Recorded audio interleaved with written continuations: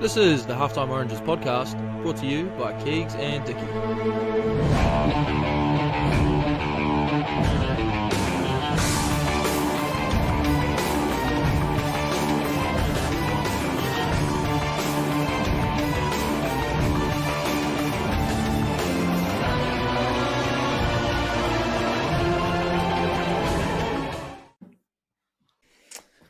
Hey bud, how's it going? Good man. Got the day off today. Yeah, have you been booted from the company or something? That was my first thought straight away. There's not enough vans for us all to work, so I've been given the tap on the shoulder to have the day off. Not too sure why. Is there a coincidence that you've been given the day off? There's not enough vans. Also in line with the fact that you crashed a van a few weeks ago. Yeah, look, I didn't ask the question. I thought to myself, why am I being given this day off? And then sort of thought, it could be a reason. But I left it. I didn't press them. I needed a bit of a recuperation day. Regather the thoughts. Well, you don't need to ask that question if you don't really want to know the answer, do you? It's not necessary. Apparently it was a lease van, and it was going to go back to the lease company the next week because it was done so many Ks. So I think the lease company got a good deal out of it because they would have got a whole new van on insurance. Yeah, timing is impeccable. and yesterday I had to have this van and it had like this oil light warning on it.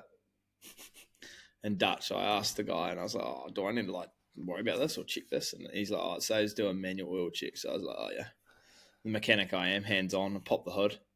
Took a little bit to find the lever on the Mercedes, didn't know where it was, but got it open. And then pulled out the oil stick thing. And like the oil stick thing was like had all the oil up it. You know what I mean? Like it looked like there was oil in it. And then I was like, "Oh, pretty sure you're supposed to wipe it maybe and then recheck it." So I went inside, got some handy towels, like wiped it clean.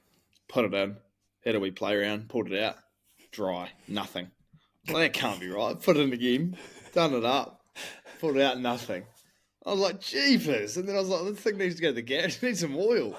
So I spent the first 40 minutes of my day taking the van to the garage, and the guy topped it up from dead empty with oil. So in light of the crash, I've in fact saved the company another van by not driving that one without any oil that day, because I reckon it would have blown to pieces. That would have been 100% it would have. 100% it would have. Can you walk me through how this crash happened, please, for the listeners? I'm briefly aware. So I'm at an intersection in the Scott, and I'm turning left. It's through a T intersection. And I'm turning left through it. So for the listeners, note you're driving on the right hand side of the road, right? Yeah. Just to clarify, yeah. And then I'm going through, turning left, so I've got to go across the intersection to the other side. And there's traffic lights, so there's straight cars next to me, and I've got my own left turning arrow. And I've come to a stop at the lights because it's red. And then the straight light's gone green. And I've just thought, long day. Haven't really paid attention, really, I guess. I've switched off. It was literally, I could see where you can see our work building from where the intersection is. It's that close. And the straight one's gone green, and I've just gone. And there was a big double-trailered truck turning left from the other side. But he was obviously on a red arrow. So I couldn't see any of the cars behind him. So I went thinking it was all good because I couldn't see any cars coming. And then as I went, barnacles, there's a few cars flying down here. And I've just slammed the brakes on and just gone boomfa into the side of this car. It's gone into a bit of a tree. And that was that, yeah. Barnacles. So it definitely was your fault. Oh, 100%, yeah. But the cops didn't come. And haven't heard anything of it. So I was told, I messaged them, I said I've had a crash. And then they literally didn't reply, and then they just said 8:30 tomorrow. I was like, what? Yeah, but apparently I heard yesterday at work, one of the guys who's like a planner said that crash has happened like 5 times in the last year, that exact same incident. So it's not uncommon.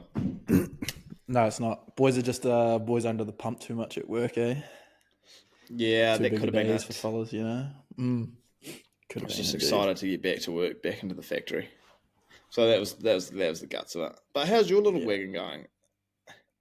It mate, goes good, you know. It gets me from A to B. Just a nice tidy wee Renault that the club gifted to me while I'm here. Does it rattle?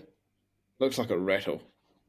Nah, it doesn't actually. But I tell you what, the roads over here in Italy are fucking. All the country roads are horrific. The video you People sent me complain the about other the roads. day Yeah, looked dreadful. that's you just as you're coming into Calvisano. When you're going out, it's even worse. And then obviously you get onto the main highways, it's sweet. But fucking first week here, had a wee puncture in the tire. Luckily, I'm a handyman. I can change it over pretty easily. But I was like, every time I'm going over those, I'm like, fucking hell, I need to get on the brakes here. I don't want another tire going. Dude, so you've had a flat. I was going to say there must be cars all along the motorway, all along the street. Oh, that's what I haven't seen anyone else having to fix a flat. But I'm like thinking, fucking hell, surely this happens to cunts like once a week. But it's apart from the that, it little runs car's well. good, bro. Yeah, it runs well. I tell you, I had it up to going 130 the other day because that's one of the legal speed limits on the highway, and it's doing about 4,000 revs. And I thought, fuck, this little thing is humming. It is humming. What does it cost to fill up? Fuck, I've just been putting in like €20 in it every like fortnight almost. Because I don't really have to use it that much. Nah, like when I go to the gym in the mornings, well, midday or whatever, I usually walk there, then walk home, and then I just take it to training at night just because it's dark and shit. But it's literally a 2-minute drive, and then I go to the supermarket like once or twice a week, which is like a 10-minute, which is like 10Ks there, 10K back. Like, so I use a fuck really. Do you have an ox? Nah, I just take the wee Yui boom, buddy. Ah, you need to get on the ox, brother. I don't, bro. It's like a 98, so I don't even know if it has an ox. Like, I haven't really checked, to be honest. Ox, but it's got yeah. There's a nice little slot. You just slip the Yui boom in there, get it humming. Usually chuck on a CD few player podcasts or a bit of music. Yeah, it does. But of course, I don't have any floating about in the glove box. But now 24. They were classics, the old nows. They were good stuff. Were classics. They were. Oh yeah, so you're tracking well in the wagon, and you played the other week. Well, you didn't talk me through how you scored a try. I did. The Red Sea parter, but was that your first game? No, that was my third game. That's my third game for the club. Are you guys winning? That was our first win, actually. Where do you sit on the table? I think we're in 5th at the moment. Out of 9. Oh, so not too bad. Yeah, I believe so. We lost. So the first game that I was here for, we played the second best team in the comp. And to be fair, we should have beaten them. Like, there's no way they're that much better than us. I feel like the boys are real we're playing like the second best team, like they're really good sort of thing.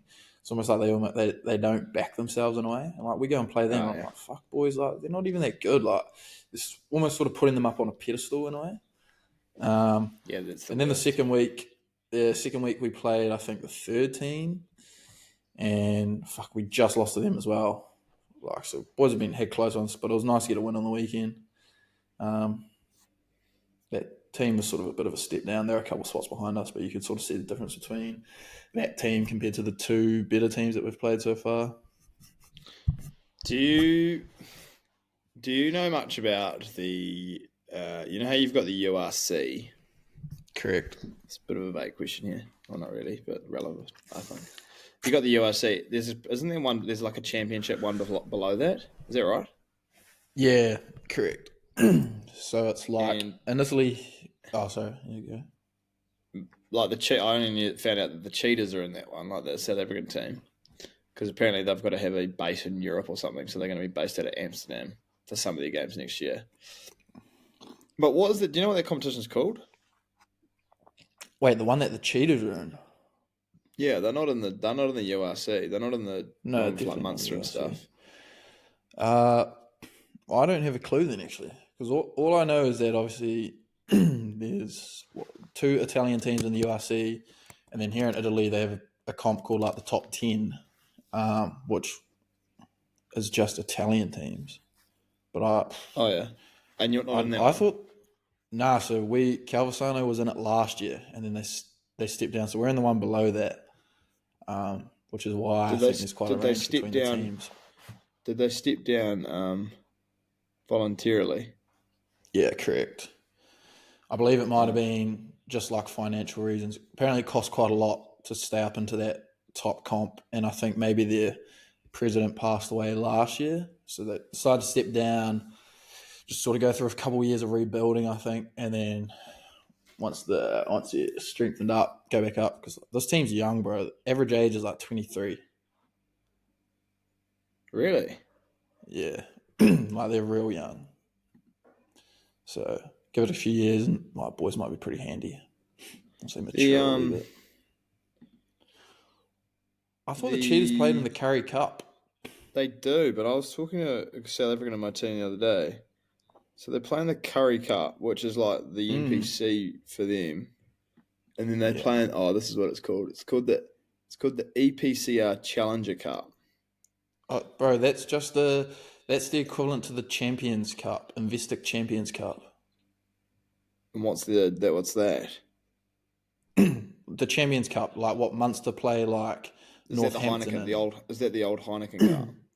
yeah, and then the Challenge Cup is like for the teams that don't make the Champions Cup. It's like the Div 2 comp of it, just so Yeah, everyone's still because involved. zebra. Yeah, How do you say that? Zebra. I think Zebra. It's not Zebra, they're in Zebra. it. So are Dragons, and Yeah, then exactly. a couple other ones that I've never heard of. There'll be a Oh yeah, few. so is that so? I think they literally just play in the Curry Cup then, and then the Challenger Cup. But the Challenger Cup's going on at the moment, or like Wow, they've played in January. yeah, it's spread out over like I think the finals in like fucking June or something. Could be wrong there. They've still got a Or April. couple Yeah, games to go it's only up to the round of 16 now. Like for the you got the for the round of Champions Cup. 16. Yeah, but the Challenge Yeah, Cup will with be the similar-ish. Challenger I Cup's would only have got thought 6 teams. Oh, maybe 6 that's just left. Nah, 6 teams in Pool 1. because there's only 3 pools though. Because I believe it's so like with the Champions Cup, there's like 5 or 6 teams in each pool. Must be 6. It's like the 5th team will go back if they won't qualify for the round of 16, right? They'll then go down to the Challenge Cup and play in the Challenge Cup finals. That's sort of a bit random, but weird. What? I'm just looking at Yeah. the Challenge Cup now. So they've got. So you said there's. Oh yeah, there's 18 clubs and 3 pools of 6, and then 4 Yeah. highest ranked clubs in each pool qualify for the knockout stage. And then so the round of 16 for that is the 5th, 6th, and 7th of April. Oh, so they don't play again until April. So, God, it Yeah, sounds that's like what I mean. sounds like bloody stitch up for the poor old Cheetahs not being in the URC. Are they the only South African Yeah. team that's not? Yeah, yeah. Oh, the final for that's at Tottenham Hotspur Stadium. That'll be sick. Apparently that stadium's lit. Yeah, I Oh, wouldn't. that was just a question I had. I thought you'd know, but that's sort of helped out my understanding. And that Italian team, that Brereton, they're going all right, eh? They had top table clash against Leinster and they sort of got drilled. Benetton. Benetton. Yeah, they had a top of the table clash, but like tough for them because All the I think internationals half are their out for front both row, teams. Yeah. Yeah. Leinster's obviously got way more depth, but like Italy, Yeah. their Benetton side, I think half their front row starts, half their forward pack starts for Italy, and then half their back start for Italy as well. So they're all sort of always going to be a bit like that. The first half was a lot closer than I was expecting, to be honest. They It blew out in the was end, though. close at halftime. Yeah, it did. Yeah, but no, Benetton's actually going fucking good. Benetton in Glasgow. Yeah, good to They've see gone Josh's like, team hissing. yeah, how about Joshy, fastest try in URC history now? What a man! Is that in history? Yeah, that try that he got It off was wicked. yeah, that was fucking hot. Eh? It looked sort of weird. The guy just sort of. It looked like it was one of those ones where he thought the other guy sort of had him, so he just let him go and then gone. I almost think when you look at it, I'm sort of surprised they didn't get pulled up for like a bit of obstruction because he like kind of Josh runs into like his own guy. Well, he kind of runs into two of their players, but his own guy's fucking standing like right in the way as well, and then Josh just like slips through. Like you say, like the guy like let go of him. Well, they can't just disappear. Yeah, but that's what obstruction's called, mate. You know.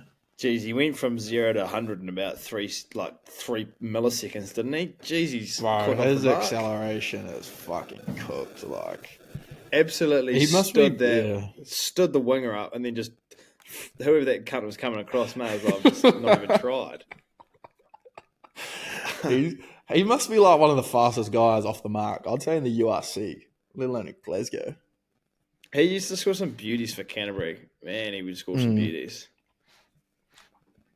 I wonder if he'll come back after his. I wonder if he'll come back for Super Rugby after his contract's up. Because, geez, they could do with some outsides in a couple of the teams. You could definitely sneak a starting spot. In my opinion. Wow, geez, he'd have to be. He could surely easily go back to the Landers. Like fuck. Oh, well, And- should and we? pick up Well, a let's just have a starting spot look. there. We'll have. Who will the Landers big- got this week? Moana. So it should be a bit Moana of a Pacifica. Yeah, correct. They have got Nareki. Jonah Nareki's actually gun on the left wing for them, and then he they've is got good. Jimmy the Jet. So they've actually got an But, all like, good. Who have they got at the back? They have got Jacob Ratavuki Naki Nikins. I'll fucking botch that, definitely. Well, I'm glad you did, not me. Yeah, he goes good though, didn't he play with Taranaki? Yeah, Naki, and he was with the Blues for a few years. Yeah, so I think he moved down south sort of probably to get a chance, and well, he's got the starting jersey at the moment. So Yeah. Well, what's the first game? Should we have a look at the first game of Super Rugby? it is Chiefs transition into Crusaders. How do you Yes. before we go into the games, bro? You want to? Well, I'd say predict the season winner, but I know you're probably going to say the fucking Crusaders, anyways. But Or what about doing a top 8? top 8, shit. What is it? How many teams are there? It goes to quarterfinals, isn't it? I think. Yeah, did you know there's only like 12 teams? I only kind of clicked the other day. It's like fucking back to the old Super 12 days. Oh, they were good days. Super 14, I think, was the pinnacle for me. When it was Super 14, I fully agree. that was the pinnacle. Was Super 15 when they brought in the Sunwolves? Nah. That was just Super Rugby. I think the Super 15, didn't they bring in the extra? Was that when South African team? or was it when the Rebels came into the fold? Yeah, I'm not actually 100% sure on that, but yeah, it could have been the Rebels. Well, it would have been the 4 typical. Oh well, it would 4, 5. It would have been one of either way. It would have been Super 14. There would have been. Yeah, you're right. It would have been the Rebels. I think. Fuck, they must have had a few. Super Rugby must have had a few teams in its like, because then they had the Jaguares and the Sunwolves. Don't forget the old Cats. Yeah, those are fucking years ago. And the Lions. They became the Lions. Carlos Spencer played for the Cats. Did he? Yeah, late in his career. All right, well, I'll give you my top 8, shall I? Do you want it in order? No, I won't be able to give a top 8 in order off the top of my head, I don't think. But nah, fuck, go in order. Go in order. Fuck it, why not? Okay. Now, this is going to hurt me to say, but I've had a look at the squads earlier this week, and big news coming out of the Canterbury region with Will Jordan being out for the season. That's just a dagger, which I'm finding interesting. And in your opinion, do you think, because he's obviously played the World Cup final and then they've had, what was that? So that's like, was that November? December, January, February. November, yeah. So it's had like 3.5 months until the announcement this week that he's having surgery and he's out for the season. Now, do you think it was pushed by the medical? I would like to know whether the New Zealand rugby medical staff, the All Black staff, runs that rehab on the shoulder. Now, considering in my mind, he's probably, if you was naming a starting 15 for the All Blacks with the ones that have left, he's probably one of the first 3 names that are put on the piece of paper, right? In my opinion. Yeah. So he's obviously one of the best All Blacks. So do you think they run the rehab on that shoulder, or do they hand it over to the Crusaders medical staff? Because they're all under contract from New Zealand Rugby Union. I believe that's how it's structured. To do that, to make that decision about whether they're going to rehab him without surgery, or do you also think that Mr. Jordan was given the option to choose whether to have surgery or whether to try to have surgery, try and rehab it without surgery? Because it seems interesting to me that they've waited 3.5 months before ruling him out for the season, especially when you got the June tests. I would have thought that you would have wanted him for the June tests. Because obviously, so Super has like their little pre-season in like late November, early December, but most of the All Blacks boys aren't involved in that. So I would have assumed that it would have been under like the All Blacks going through his rehab for that, and then I would have thought it would have been reassessed again in January at the first All Blacks camp, especially if it's a pre-existing injury from last year. So I don't know whether, I'm thinking like, I wouldn't like to think they would have given him the option, because that doesn't make sense. If you've got a medical professional then giving the player the option, like surely they would have fucking been like, we really should be doing this. So I'm thinking maybe they didn't think it was as bad. Let's just rehab it. And then a few months down the track, it hasn't got any better. But like, I still feel like that's like almost poor player management. But unless it just, he had like an incident and it just aggravated it or something. And and then they were like, fuck, we just got to get in there with the knife. Yeah, maybe that surely that sounds more realistic, because knowing him obviously playing a bit of Colts footy with the big man, and he had the issues where they couldn't diagnose when he had his head issues. They couldn't diagnose that for ages. So, and that I'm sure that was frustrating for him. So, yeah, I'd think he wouldn't have made the decision to just. That doesn't quite make sense to me, but I don't know. It's interesting. I'd love to know what sort of occurred there. They don't give much away, do they? No, they never do. Not as many leaks as the NRL. Oh, the NRL is so good for that, though. Fuck, it's so good. There's bro. some leak there's a leak in some club. There's always a leak. The NRL is just like a big old sieve. Story just leak out of nowhere, bro. Like, everyone catches word or something. Hey, yeah, it's exactly it. Anyways, I'm just trying to. Oh yeah, sorry, go. Oh, sorry. I was just wondering, because it was just before we get into it, I was wondering what had happened to the bloody where David Harvilli's been, and big Ethan Blackadder. Wow. But I'm just reading an article now that Ethan Blackadder, he's got a calf injury, set to miss the first 3 or 4 matches. And then David Harvilli is making the return after an extended break and will only be available for selection from the second round. So that makes a little bit more sense now. So it's good to know that Mr. Havili, because I think Havili's, geez, he's got a lot on his shoulders, is all I'm saying for the boys this year. Anyway, my 8, looking at the squads and with a few injuries, and this like hurts me to say, but I think the Chiefs will finish top. Yep. I think. Oh, I hate the Blues actually. Crusaders 2. No, in fact, let me think. Now I'm going to throw a wild card in there. Actually, I'm going to say Hurricanes 2, Crusaders 3. Oh, fucking show a bit of fucking respect, mate. Blues 4. And like I was going to put the Blues at 2 there, but Patrick Tupelotu broke his jaw in preseason, and I'm not sold on their second row at set piece. So if he was still there, I think I would have put them at 2. But I think Stephen Perifetta is going to have a blinder and be sort of the new. He sort of reminds me a little bit of Mwanga and sort of some of the things he can do. So I reckon he'll have a blinder of a season. But I hope that's not anyway, just because of his skin colour. Chiefs, no, I don't see colour, mate. Chiefs, Canes, Crusaders, Blues, and then jeepers, Brumbies will be in there. Brumbies will be in there at 5.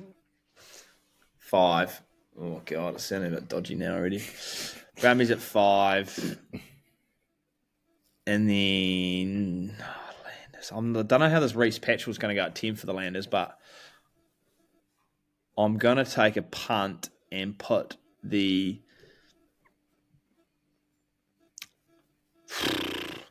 I'm going to put the Reds at 6, the Landers at 7, and then the draw at 8.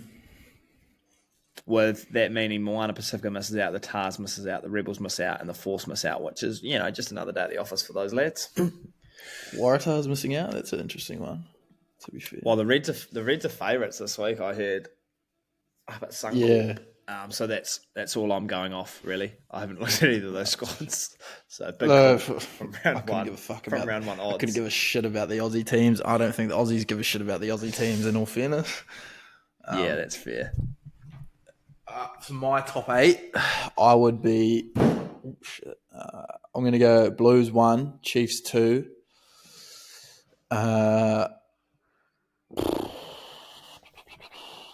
I think I'll have to go Crusaders 3. I'm actually going to put... am I? Nah. Huge call. I'm going to put Highlanders at 4. Canes at 5.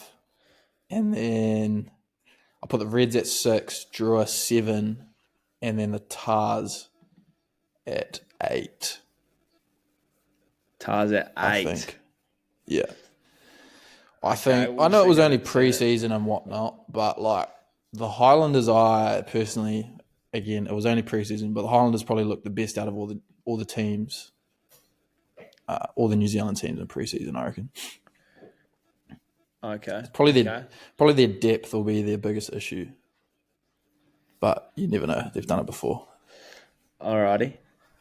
Do you want to do some picks this week? Of head-to-head games? Yeah. Yeah, sure thing. Well, I just wanted to state, the Landers are paying $31 to win the comp, which I know it's a big thing, but like... And rightfully so. They've got an unproven 10 in Super Rugby. If you've got an unproven 10 in Super Rugby, you deserve to be $31. The Drua are paying less than them. Like, come on. That's outrageous. Well, the thing with the Drua... But you got to remember, the thing with the Drua is if they win, say, 2 away games, they're pretty formidable at home, depending on their draw. I haven't had a look at their draw and who they've got home and away, but... Very formidable at home, yeah, correct. But... they beat the Satyrs last year at home. Yeah, they did. But like, if you win every home game, mate, that's not... And a couple away games. It's not winning the comp, is it? Yeah, but well, that's valid. It's a valid point, but... And the Landers will be paying $31 because Will Tucker's out with a foot injury for the first couple months. So once he's back, I was wondering why he wasn't quite in the squad. I was wondering. That'll I come hope down there to was about injury 20. for his sake. That'll come down to about $26 once he's back up and running. It won't go up? You sure it won't go up? Won't go up to 50? Nah. He's a formidable 6'7", 123 kilo lock, mate. That's a force to be reckoned with. All right. Well, picks. Crusaders Chiefs.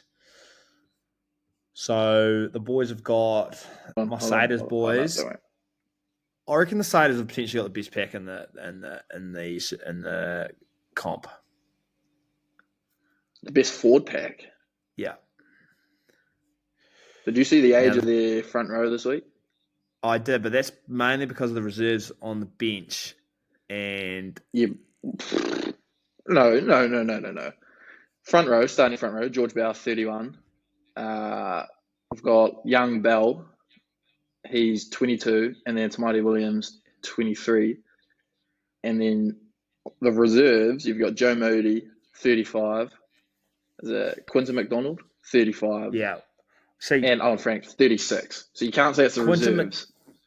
Quinton McDonald, I thought he was about 36 when I was 12, and it turns out he's still playing. So that was a bit of a shock to see him back in the Crusaders jerseys, but good to see him back running around the lads. Yeah, but you got to remember, we're missing Fletcher Newell. I think he had what did he have, a toe injury or what? God, I can't remember. He should be back. We're missing Brady McAllister and Cody Taylor as well. I mean, that's not really going to do much to the age, but I'm saying that's depth there. That's already 3 other front rowers. And you've got Bauer played for the All Blacks. Tamaisi played for the All Blacks. Franks, 100 cap All Black. Joe Moody, he's up there he'll be above 50 caps for the All Blacks. Kiwi McDonald, bit of a Crusaders legend from way back. And then you've got Newell, an All Black. Cody Taylor, an All Black. And then Brady McAllister, who's played for the All Blacks 15, coming back. So that's front row depth there. Mm. And then we got Barrett and Quinny Strange, good locking partner. DG, I think DG's going to have a big season. I think he's going to be the 6th for the Satyrs. I love that. But will be interesting once Ethan Blackadder comes back. Whether or not what happens there actually, because that's a bit of a tough thing. They'd probably push Dom back into lock, wouldn't they? Maybe put Strange to the bench potentially. Yeah, I'd take him over Strange, but whether or not they do that. And then who else are we missing? I don't know where big Zachy Gallagher is. He's supposed to be a bloody formidable force, but he's not there. They got young Jamie Hanna on the bench, Leo Willie, both of them. I think it's just our outside backs with Will Jordan and stuff out. We've got Rivs Rayhan has been given the keys to the bus. Yeah, that's big, man. Yeah, so I wish him all the best. Yeah. The only thing is, I reckon Drummy can sometimes just be a bit slow clearing the ball from the ruck. But that's no issues. I like our back. I like our wingers. I reckon our wingers are epic. Macca Springer is unbelievably quick, and Sevu Reece, good to see him back on the right wing. Yeah. And then our midfield, Dallas could be in for a big year at 12. It's his jersey to sort of make his own this year. Yeah. And then, I think Fiaki's got a bit to prove at the back with Will Jordan out. It'd be interesting what happens with David Havili. I'd say Havili will come back into 15 when he's fit, now that Jordan's out. Yeah. Yeah, that's and then, too. Levar Moore, albeit great player for Minor Pacifica, but best player on one of the worst teams. Don't take anything away from that, but just hoping he's not a one-dimensional player. I hope he's just not bashed. He's been one of Tasman's best players for the last couple of years, mate. Fucking hell. I know that. Give him a bit of respect, buddy. Jeez. Didn't he bump you? No fucking. It was actually the opposite. It was one of my best ever. I would say one of the best ever shots I've put on. I hit him hissing, but then he got offload off, which was unfortunate, but it was a good tackle. A great tackle. So did you? So I got to carry away with my Satyrs there, but that's my Satyrs rundown for the year. Anyway, Crusaders Chiefs. I am thinking Just the only thing I think will be the difference is Mackenzie at 10.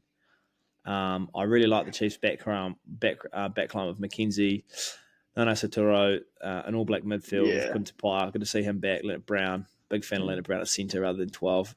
Personally, Yeah. Shooter agreed. Stevenson, he's a menace at the back, and Coombs family goes pretty good as well. I do think the Crusaders have the edge in the full packs though, so Mm, it'll I'll be probably agree with you interesting. there, actually. Yeah. It will be interesting. I was actually surprised yeah. they named Drummond over Hotham.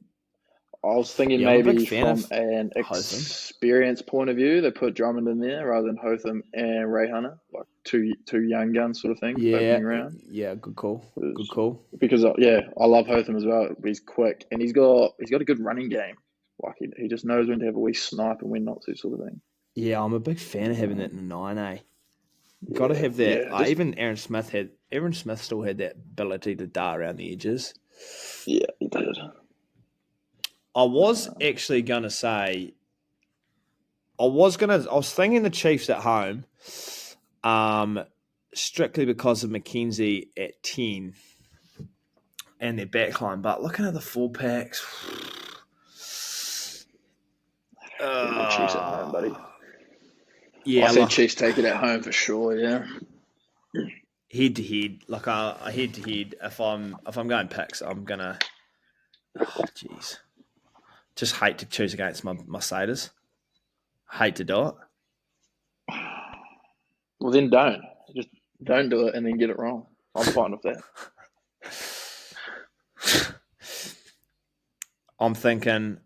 What I'm thinking is, oh shit. Fuck me, man. It's not. Yeah. Acting like you're trying to work out how to do algebra. All I'd say is I'd take. Let's do it this way. I would take the Chiefs on the unders at 5.5 under for betting terms at 192. But yeah, head to head, I will take the Chiefs on this occasion, which is unbelievable. Yeah. That's a great call. I like it. That's unbelievable. Well done, makes me buddy. sick, actually. I hope the Crusaders prove me wrong. And well, I hope they don't. I'm taking the Satyrs. I felt sick saying that. I'm taking the Satyrs. Never doubt the boys. Brumbies Rebels. Honestly, I wasn't even going to talk about the Aussie games. Oh, just a quick one. Brumbies. Obviously Brumbies. 100%. Easily Brumbies. For sure. Yeah. Okay. And then Hurricanes Force. Bro, over in Western Perth.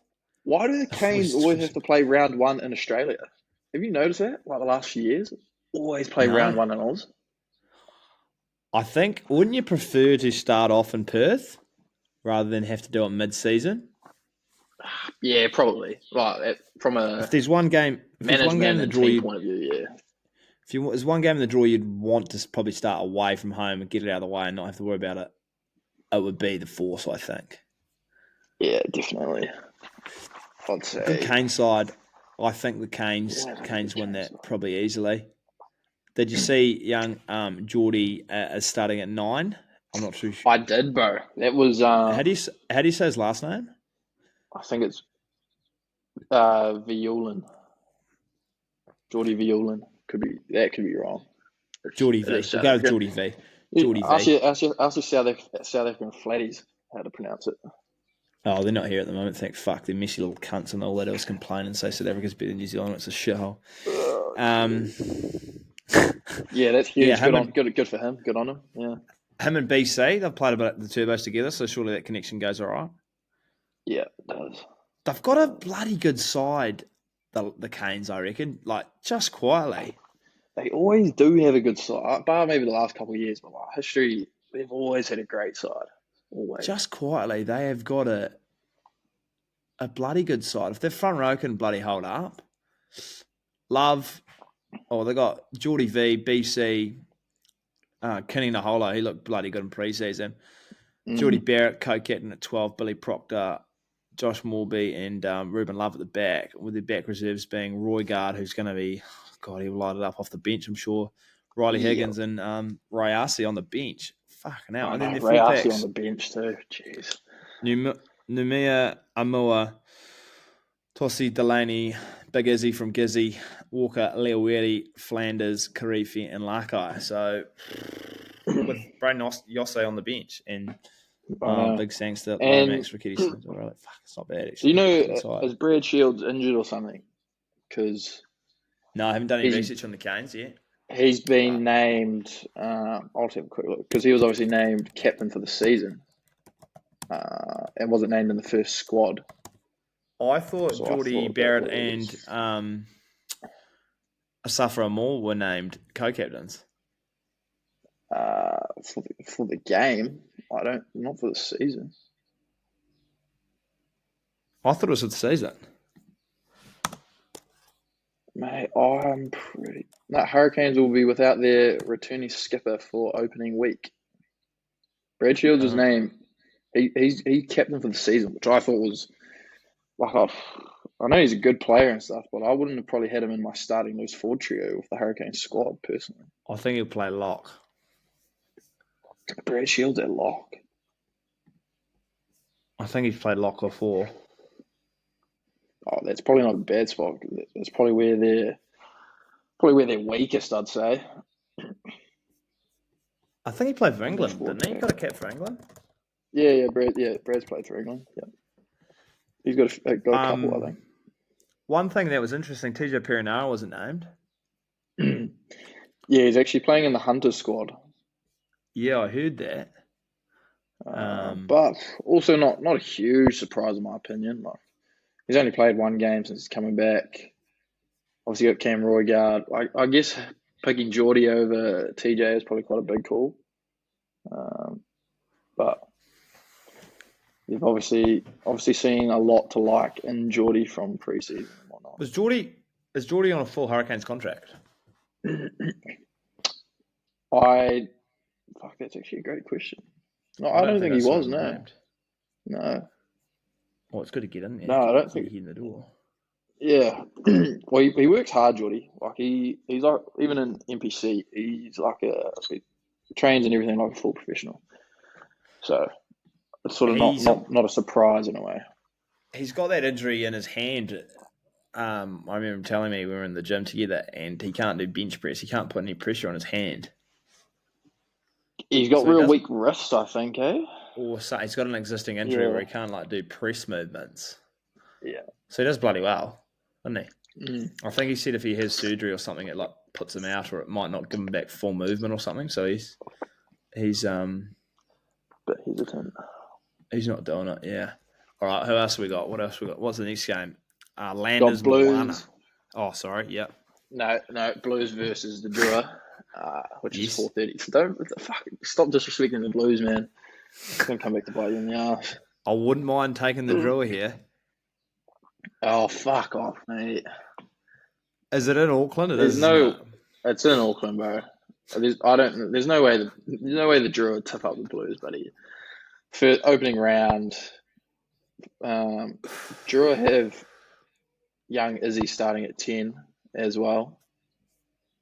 Oh, he's class. I think he's going to be good. When I Izzy played is- a couple yeah, games he with is him, class, I man. thought he was fucking epic. He had all the time in the world, albeit we're playing bloody degenerates from Taranaki. But God, he had all the time in the world on the ball. But the Blues have Fusi Tua, Eklund, Tatavale, Sam Derry, Josh Bear, I believe, Segna Satutu, who looked fantastic in preseason, Papali'i, Christie, Pitafeta, Plummer at 12. I'm not a huge fan of that, but Ioane at 13, Clark and Talia on the wings, and then Zahn Sullivan at the back. It's a good lineup, I think. It's a well-balanced lineup. It is. I'm not a big. I think the only weakness in that back line, well, not weakness. I guess that's a bit rude to Harry Plummer, but I don't see him as a 12. Have you? Is he? How big is he? I've never seen him in person. Is he quite a solid lad? Have you been around him in person or what? Played against Auckland? I don't think. I must have played him in.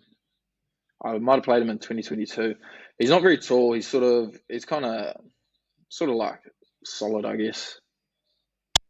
Yeah, not very tall, but he's kind of quite compact, I guess. That's probably a good way of putting it. I like their back. Their backline does excite me with Ioane Talea. I like Zan Sullivan. I reckon he's bloody good. And Clark's been Clark. looking good too, I think. Clark's just a unit with some pace, and he's got some hamstrings on him. And then Perifeta's classy at 10. And Chrissy goes pretty good at 9 as well. I like their backline a lot, actually. I think that's one of the better ones in the competition. Definitely. I just think they're probably just missing a 12 in there. But I don't really, unless they were to bring like Corey Evans in. I don't really know if they don't really have anyone else. I don't think they've got AJ Lamb on the bench. AJ's good too, but you can't really. There's no one else you could probably put. And Forbes and Knock are the 3 back reserves. 5-3 split with Riccatelli. Forbes is good too. He spent a bit of time over in Glasgow. Yeah, what's Cole Forbes? Yeah, he's good mates with Josh, isn't he? Yeah, he is. Yeah, good mates actually. He's an outside back. Yeah, I'd say he'll probably maybe go into fullback late in the game.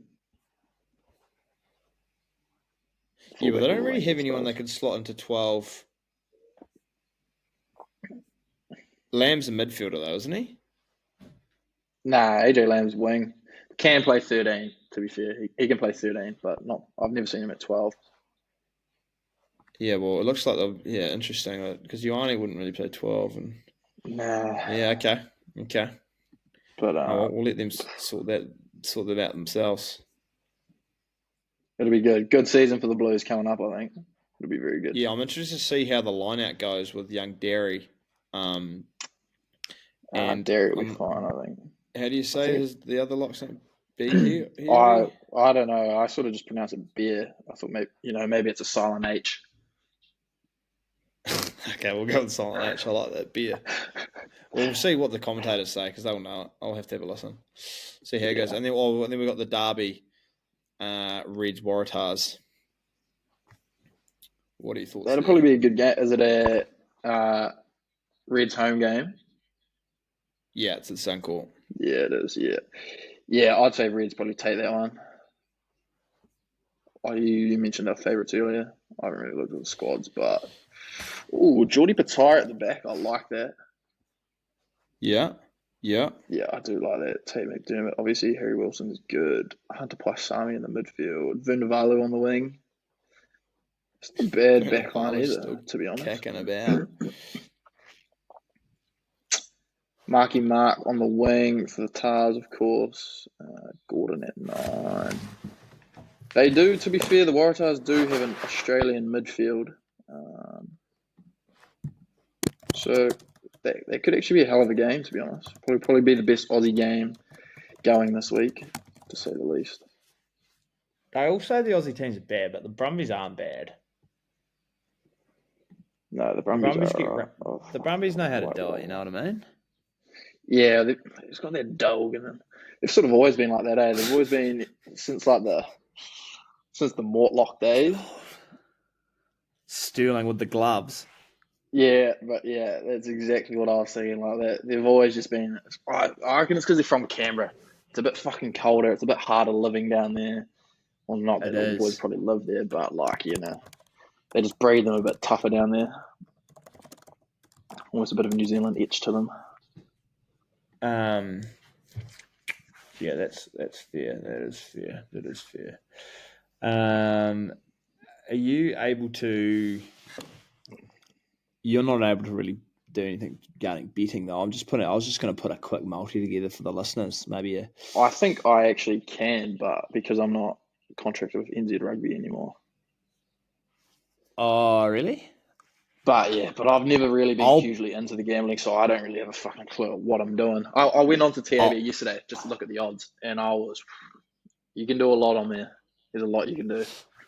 I'll put it together, and then you can give me opinions on it. But yeah, there's a lot there. There's a lot you got to take away. Cheeky one here that I've really only done it off one betting because there's so much you can do, and I didn't really have a chance to really look at all the odds.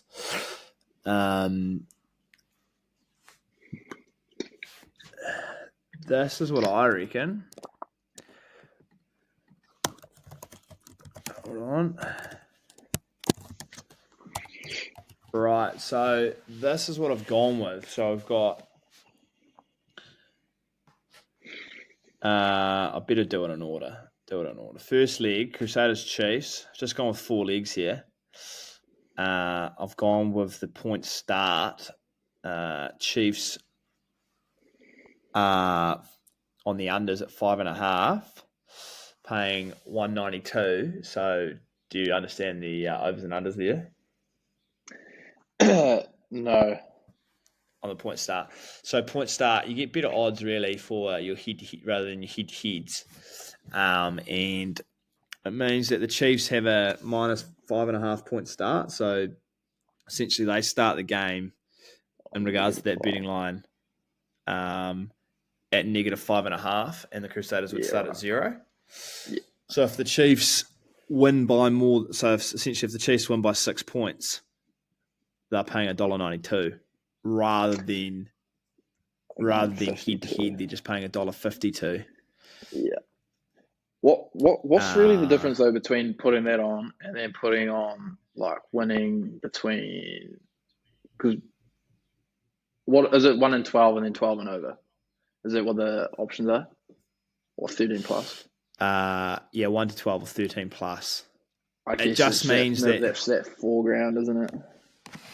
It's a lot better. I reckon that's the way to make your money. Like last year in the Super Rugby games, the Crusaders were playing Moana Pacifica in Auckland, and the point start was negative 14 for the Crusaders.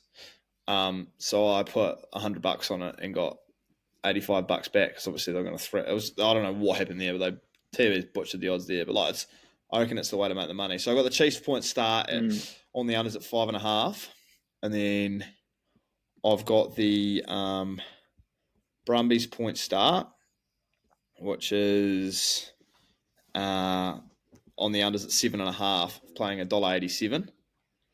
Yeah, I like it. Yeah. Which, geez, they should. It's always hard to know round one though. Yeah, it is. Where it's sort of going to go, but I think the Brumbies should easily run away with it there. And then what was my third one? I had. Sorry, this is a bit slow. Moana Pacifica on the point start, which was to do with. I think they'll be all right, and I don't know how hissing the Landers will be. There was Moana Pacifica on the overs at 12.5, so if they get within 12 points of the Landers. Yeah, all right. And then I had Reds Waratahs. I had the Reds 1 to 12. So chuck a fiver on that. $5, that returns $83. Put a tenner on. And that will return 167. That's my bet of the week, personally. I reckon it's a good one as nice. well. Yeah, I quite like that actually. I quite like that. It's a nice return too for something that is fairly realistic in a way. Yeah, the closest one I think will be Pacifica and the Landers. Yeah, you might have done the Landers a little bit dirty there, I think. Well, I just don't know. They always seem to start the season a bit slow. But it will be O week, won't it, down at the zoo? So, but you've got to have a leg in there that's a little bit dodgy to get the odds up. Yeah, you've got to take a punt somewhere. It's part of gambling. Yeah. But always gamble responsibly, indeed. listeners. Yeah, well done, mate. Well done. Do you want to talk? I had the idea the other day of doing top 5 Super Rugby moments ever, not ever, but like top 5 Super Rugby moments that spring to mind for both of us as we lead into round 1. Yeah. I've got my 5 here. Do you want to go hit for hit? Yeah, go on. My first one I've got on the list. Obviously, I wasn't around at the time, but Andrew Mertens giving the bird to the South African fans after he hit the drop goal is definitely up there for one of mine. I actually have that as well, and it's all time. That was against the Bulls at Loftus in '99. Yeah, and he just missed a conversion whether or Yeah, not it was on the left sideline, bro. I saw it. It was Yeah. like 5 from touch, and he just pushed it wide, I think. And then he's hit that drop goal and just flipped the crowd off. Flip double fingers in the air, and then he's just giving it the up yours afterwards as well. Oh, Absolutely outrageous. It was epic. So it was one of the good. old timers. Yeah, so I'm glad we've both got that on the list. It's good to see. That's an iconic moment. What's your second one? My number 2, I've got being at the 2015 Super Rugby final. Obviously, I was there to support the Hurricanes, and it sucked that the boys lost. But it was that was just a pretty cool experience, and got to see like the likes of Conrad and Martin Nonu in the midfield together for the last time, sort of thing, in a Canes jersey. Fuck, It was funny too. Actually, when we were at that game, my younger brother Jake, he was going for the Highlanders. He's a big Highlander supporter. We're in the train or the tram on the way home, and obviously we're there with like a whole heap of Hurricane supporters. Everyone's devastated, and he's like to mum and dad, "Why is everyone so sad? Like, we won. Go the Highlanders." And my old man is like a huge Cane supporter. He's like, "Shut up, be quiet." Fuck, it was so funny. It was so funny. He's there proud as punch, being a little bastard. Should have got a hiding. Should have. Your number 2, buddy? Yeah, I will just touch on that. I knew there was something. I was wondering why Mertz flipped off the bird, but it came to me. I read a book about it, but I've just had to fact check it. The Crusaders needed to win that game to make the semi-finals, and the Bulls were last on the table and had only won one game that season. And obviously with Merton's missed kick conversion, they were losing, and they needed to win. And Mertz obviously kicked it over. They made the semi-finals, and then they've gone on and played the Reds in Queensland, beaten them, and then they've beaten the Landers down at Carisbrook for the Super Rugby title. Anyway, just had to clarify that. That doesn't really explain why he gave them the bird, though. Well, I think was he getting booed and stuff? I think he was probably copping a bit, but it was because I think he just obviously meant a bit to the boys. Meant a lot, clearly, yeah. How many have I got? 1, 2, 3, 4, 5. I've actually got 7, but I couldn't really narrow it down. But we don't want to hear all 7. don't know in any particular order here. I haven't really ordered them, but I've got Sam Whitelock's 60-metre try in 2015 against the Queensland Reds at AMI Stadium. I'm not sure if you remember it. Nah, definitely don't. Oh, mate. We'll have to clip it and put it alongside this, but it was one of the greatest individual tries you'll ever see. Just, he gets it on his own 10, sort of like steps one guy and then just accelerates through this gap, steps off his left, pins the ears, sort of just like weaves past the winger, fends off the last guy, gets tackled, reach up. Oh, that is a beauty. It was a beauty.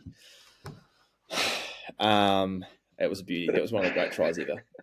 It's a bit of an interesting one, but 2015, 2015, last round of 2015. Crusaders had a tough year in the Todd Blackett era. We had a couple of tough losses in that era, but we didn't make the finals. That was the first time we hadn't made the finals in a long time. Yeah, wow. It was Richie and Dan Carter's last game for the Satyrs as well. Yeah, but we lost. Yeah, I've got you. Missed out on the playoffs by 1 point, which was a dagger. Yeah, that's a bit of a shit show. We lost to the Rebels that year. We lost to the Rebels, the Melbourne Rebels in Christchurch. We lost 20-12. I was there with Will Tucker and Tom Ziolo, and we had Dan Carter and Richie playing. I think Richie came off the bench, and we lost the Rebels, and we were there in the Tui stand, and we just thought, what the hell has just happened? Yeah, that's fucking fair. That's horrific. So that was a beauty. That was a highlight of the 2015 season, anyway. Your number 3? I did mine in like chronological order. My number 3, not Okay. necessarily Super Rugby, but it's the Blues beating the British and Irish Lions when the British and Irish Lions were over here, obviously. Sonny Bill That offload out the was, back to High yeah, West. High West. God, that was epic. I remember that game. I was fizzed. Even the try Sonny got off the Pedofeta missed penalty, bounced off the sticks. Sonny comes charging in, goes back off Jack Noel. Sonny just and dives, plants on the ball. Try time on half time. That was epic. That was epic. Don't think I saw the Crusaders do that. We had a French referee who penalised us off the park. We should have been unbeaten. Was it unbeaten? It would have been close. I think that was the only game we maybe lost that year, and it was to the British Irish Lions. Just absurd. The referee blew us off the park. It was like 12-9 or something. It was penalties. Yeah, I think I do remember that actually. Yeah, Cold winter nights. Shit game to watch. In Christchurch. Yeah, it wasn't a great game. I went to the Hurricanes versus British and Irish Lions on that tour, actually. That was a good game. It was 32-all in the end. It's a beauty. Wow. Respect. Sold out. Yeah. Midweeker. Yeah, wow. Unreal. Yeah, that's epic. Third for me, and obviously these are all more modern because of ones I've witnessed and had the jubilation to be a part of. But Mitch Hunt's drop goal versus the Highlanders in 2017 at AMI Stadium. That is one of the greatest Crusader moments in history. I was at a pub. We're at Bailey's Pub, Bailey's Bar and Bistro. Was it Bailey's Bar and Bistro? No, that's Robbie's Bar and Bistro anyway. We're at Bailey's Pub in Christchurch and Chocker. And it looked like it's going to be a draw for all money. Boys had done I don't know how many phases it had been. They'd gone nowhere. And then I think I heard a story that White Crockett was on the back of the ruck and he just abused Hunty to do something with it. And he's just called for it and then hit it. It would have been close to 50 on the angle of what he's hit it. And Sumo obviously did one of the great Super Rugby calls in history, the way he called that. That was, that was a great moment. So that's number 3 for me, or third on the list. Yeah, that's an epic one. That kick was just off the cuff. It was out of nowhere. Yeah. Bang. Yeah. Ripped it. Just Like you say, hoofed it. about 50. We might have to clip all these moments in. Fuck, there's some goodies in there. That was a beauty, man. I actually had one. The Chiefs, Tony Pulu's try for the Chiefs against the Stormers. The boys, they went 100 meters, no ruck, and scored a try. But it wasn't a one-man break. It was probably 6 passes. Was that Jimmy Lowe down the left edge? Was he involved? Was that the try he was involved with? Yeah. Is that the one I'm thinking of? Yeah, that's the one you're thinking of. It's disgusting that I can remember that Chiefs try, but I just remember Jimmy Lowe bouncing out and ripping through a couple tackles down that left edge. Yeah, he ripped through a couple, then threw an offload. Damo comes in, and then Lowe comes back, and fucking some other cunt comes in, and then Tony Pulu finishes it off. It's outrageous, to be honest. Yeah, James Lowe should have been an All Black. I think it was a disgrace that he wasn't. I know. Now he's one of to be fair, he's one of the best wingers in the world too. He will go down as an Irish legend. And I'm happy he will. Him and Charles Pertau. Charles Pertau, 2015, he won 2 men of the matches in the warm-up matches before the World Cup, and then they didn't pick him for the World Cup squad. They took Waisak in the holo on a broken leg, and he was at the Witch Doctor, and he only played 1 game in the end. That was a disgrace. Anyway, don't hold on to too many things. Number 4 for me, I have got... Well, it sort of doubles up as one moment because it's one guy, but it's 2 different games. Seta Tamani Valu in 2017. What a player he was for the Crusaders. What an absolutely outstanding player he was. In the rematch to the game that Mitch Hunt's done the drop goal. In fact, no, that was the second leg of it. The first leg was down at Forsyth Bar, and the Highlanders are pumping the Satyrs. They're pumping them in the first half. I think they're up by 25 to 30 points. The boys are like, what's going on here? Anyway, Crusaders lead one of the greatest comebacks ever, and Seta Tamanivalu in the right-hand corner at Forsyth Bar does a one-hand put down to win us the game. So that was just an absolute moment, one of the comebacks for the ages. Yeah. And But the main moment I'm thinking of is 2017 Grand Final at Ellis Park in Joburg. The Lions are on the attack sort of early in the game. The ball sort of spits out of a ruck. Keza Reid scoops it up, pops it off to Tamale Valley, and he runs 60 metres on the fly to put the Satyrs in the Grand Final away from home in Africa. Get them up early. I just remember being hooped as falling sort of dozing as you do, like trying to stay awake, and then Setters picked it up, and then I think I was at Steve Phillips' flat, and he's like, "Yeah!" He just gets up and the boys are up, and Setters in. It was unreal. What a man! Yeah. What a moment! Yeah. I think it's my fifth one. I just said obviously the 2021 Super Rugby Trans Tasman. Obviously Blues taking the win there. It just has to be in there, mate. Wasn't necessarily glorified. It wasn't necessarily beautiful, but a chip is a chip for the boys, so that has to be in there. That's a horrific moment. They didn't even play a final, and it got binned, so they won. Yeah, well, that's what happens when you're at the top, isn't it? You get They were rewards, at the top mate. They won on points differential.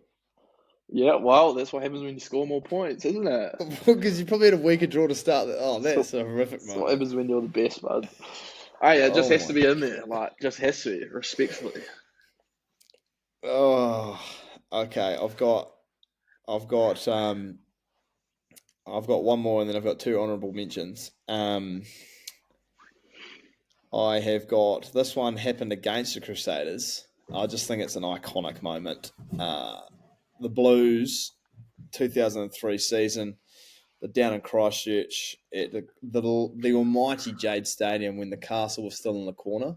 Oh, geez, I missed that castle, that fort. It was epic. The Blues are already winning. They can kick it out, and they've won the game. Time's up, and they attack. Spencer flings it off to Joe Rockefoka. He just whips through like half the whole of Crusaders. Back to Carlos. Could have scored it under the sticks. Doesn't. Jogs slightly and then walks like the last 15 with a real arrogant sort of strut. Teammates around him like Dougie Howlett, Joe Rockefoka, all the boys are gathering around him. Walks right into the corner. Puts it down. And now my facts aren't great here. I think he put it down then. I don't know if he did the get it up here or fuck you to the fans then, or whether or not can't remember off the top of my head. But then he obviously lined up the kick from as far away as it could be on the sideline. Pretty sure he did it after the kick, and then he slotted the conversion, and then just gave it to them. That's like a bit of swagger. That's all good. I appreciate that. Yeah, I watched that as well. I watched it yesterday, I think. That try was fucking epic. He walks in the, like I say, he walks in the corner, and I reckon there's about 6 or 7 Blues boys just all around him, and he's just walking, just standing there around the corner, waiting for a Crusaders fella to come close so he can just put the ball down. Does he do the? I think it is after the kick. I don't remember seeing him do it after the try. Okay, yeah. Well, that's just an absolute. It's a statement piece. Yeah, it is. It's a 100-meter try. Yeah, he almost threw the ball into the sticks when he threw that pass. Yeah, it was just wild. Yeah. It's good, it's good footy, but God, I didn't need to do it against the boys.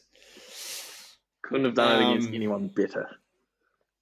That was the last time the Blues won an actual Super Rugby title, wasn't it? 2003. Potentially. I believe it was.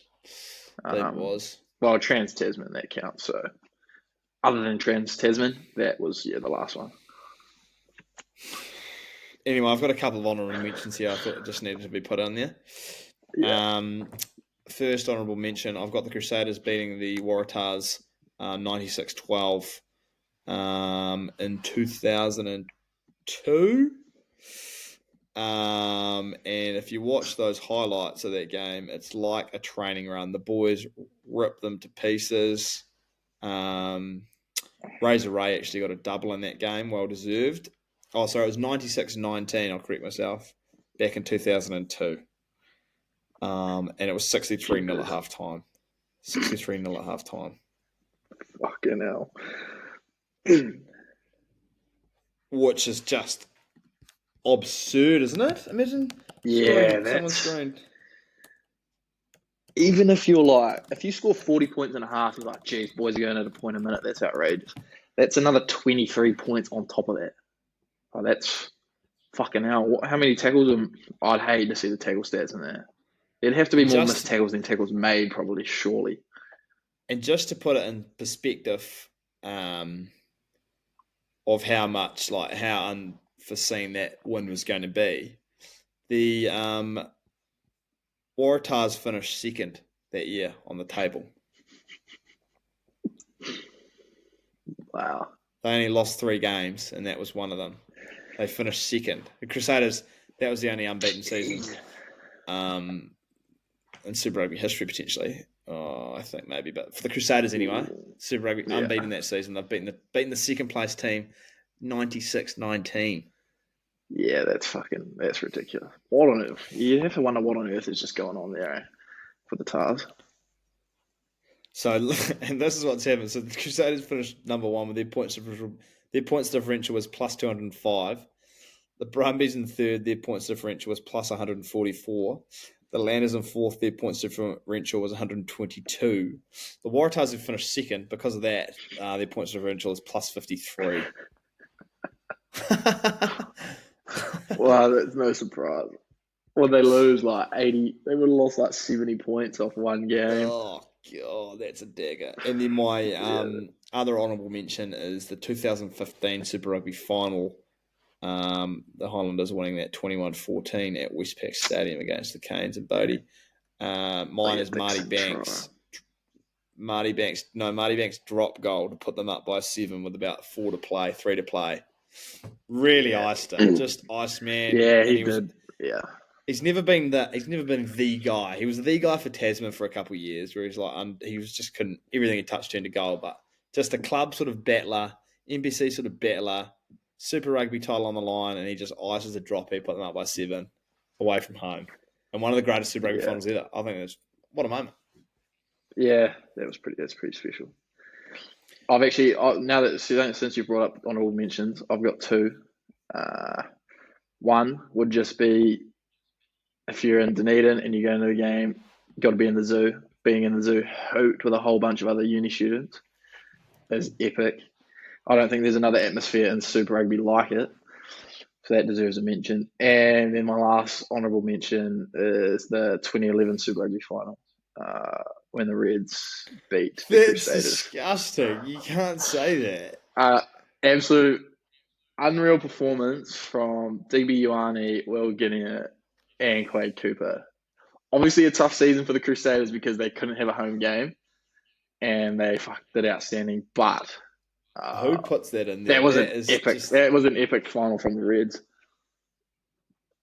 That try honestly lives rent free in my head. And you can ask any young kid who's watching the Crusaders that year. Oh, Can't Fotole, he went for an ankle tap instead of a full on tackle, and Guinea just ran away the whole way. Will Guinea's gone. Yeah. And Can't Fotole, he's a great man. Actually, he coached me for Manawatu Bees a couple of years ago.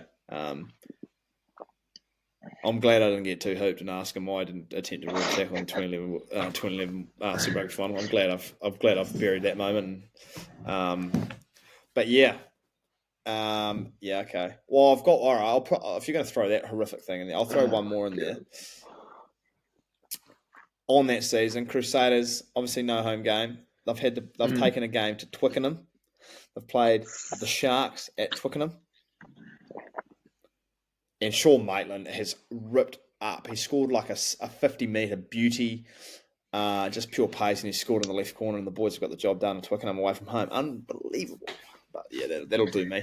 That's only tip of the iceberg. Yeah, right. Some good moments though. Some fantastic moments in there. Mine are definitely better than yours. We'll leave that to the listeners though. Definitely better. Hey, that's fine, bud. Whatever you think, mate, that's your own opinion. I reckon the listeners will agree that my 5 are undoubtedly a lot better. You've put a blue Super Rugby Pacific title in there when there was no final. And I'll tell you what, points off. we have quite a few listeners from Christchurch, so there's already a bias straight away. Plus, I've gone and put the Blues winning a Trans-Tasman title in there, and then I've gone and put Crusaders losing a Super Rugby final. So I can't see them going down well with that crowd of people, and that's fine. I couldn't really care less. That's fair enough as well. You got to do what you got to do, but I completely disagree. But yeah, you know what? Looking forward to first round of Super Rugby this week. I think I've got to buy a Europe, watching footy in Europe when it's not. I think when it's not France, it's actually quite hard to watch games, and even struggle to get like URC. I mean, you can stream it, but I just get fucking frustrated when the thing just pauses and shit. So you have to. I think I was going to buy the URC sort of package, which is annoying, but you get all the URC games for the last couple of rounds. But I think I've got to buy a Super Rugby Investec pass or something to watch it in Europe. Fucking right. Yeah. I'll probably just be streaming it, I'd say. That'll be the avenue I'll go down. Oh, I just hate it. If I want to watch my Crusaders, I need to have a consistent stream, and it'll just frustrate me. So I'm going to have to have a look into that. Yeah. Wow, that's fair enough. Like I say, got to do what you got to do. We'll see how it plays out. Saders to beat the Chiefs in Hamilton. Yeah, round one. First game of the round, that'll be a goodie. That will be a great one. Do you want to touch on anything else, buddy? Or Nah, that'll probably do me for the week, I think. Yeah, no dramas. We got a guest have we got a guest lined up next week? Yes, we do actually. Are you going to reveal it on here? I may as well reveal it. We've got Alex Nankiville, We'll great man, jumping on next week for us. So that'll be bloody good. Now playing for Munster, living in Ireland. Good man. There's Alex. Yeah, it's going to be good. That'll be a good episode. Actually, he's a Chiefs man, so that'll be interesting. Yeah, no doubt he'll be watching that game and hoping the Crusaders. Yeah, he will be. We'll be able to debrief that. Yeah, I wonder if we can debrief. That'll be great, actually.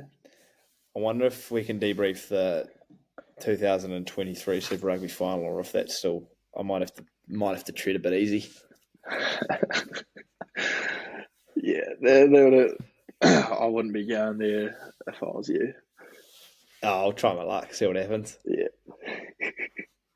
Pretty good. Alrighty. Sounds good, man. Sounds good, buddy. Look forward to next week. Yeah, likewise. Excited. Too good. Righto. Bye. Righto. Look after yourself, eh? See you. I'll try.